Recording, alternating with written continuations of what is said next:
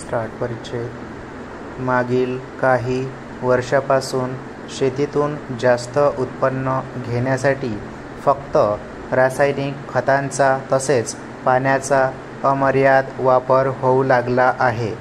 भारतीय शेतीमध्ये रासायनिक खतांच्या वापराचे प्रमाण सतत वाढतच आहे. परंतु प्रत्येक रासायनिक खतांच्या टनामागे होणारे अन्नधान्याचे उत्पादन कमी होत चालले आहे. यामुळे शेत जमिनीची सुपीकता कमी होऊन उत्पादन क्षमता कमी झाली आहे. या जास्त उत्पन्न घेण्याच्या मोहात आपण जमिनीचे आरोग्य खराब करीत आहोत हेच आपल्या लक्षात येत नाही. जमिनीची सुपीकता व उत्पादकता या दोन्ही बाबी पीक उत्पादनासाठी उपयुक्त आहेत.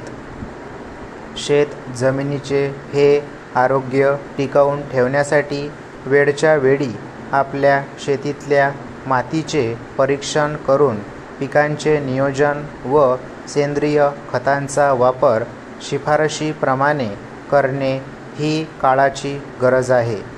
जमिनीचे आरोग्य हे जमिनीची सुपीकता आणि जमिनीची उत्पादन क्षमता, जमिनीत असणारे घटक व जमिनीचे गुणधर्म यावर अवलंबून असते.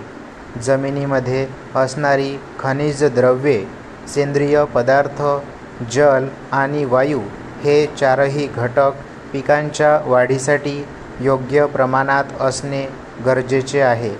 मातीची होणारी धूप कमी करण्यासाठी, मातीच्या सुपीकतेमध्ये सुधार करण्यासाठी आणि कृषी व पर्यावरणीय हेतूसाठी मातीची उत्पादकता राखण्यासाठी माती संसाधनांचे संरक्षण आणि व्यवस्थापन करण्याची गरज आहे. त्यासाठी विविध कारणामुळे होणारी मातीची धूप थांबवणे गरजेचे आहे. त्यासाठी योग्य ते प्रयत्न सर्वांनी करणे गरजेचे आहे. परिच्छेद मृदा संवर्धन करण्यासाठी काही तंत्रे वापरणे आवश्यक आहे. जसे शेतीमध्ये नांगरणी कमी करणे, कव्हर पिके वापरणे, झाडे लावणे, बांध घालणे यासारख्या धूप नियंत्रण उपायांची अंमलबजावणी करणे गरजेचे आहे. वरील तंत्रे ही मातीची धूप रोखण्यासाठी तसेच मातीची गुणवत्ता सुधारण्यासाठी आणि शाश्वत पद्धतीने जमिनीचा वापर करण्यास प्रोत्साहन देणे गरजेचे आहे. भारत हा कृषीप्रधान देश आहे.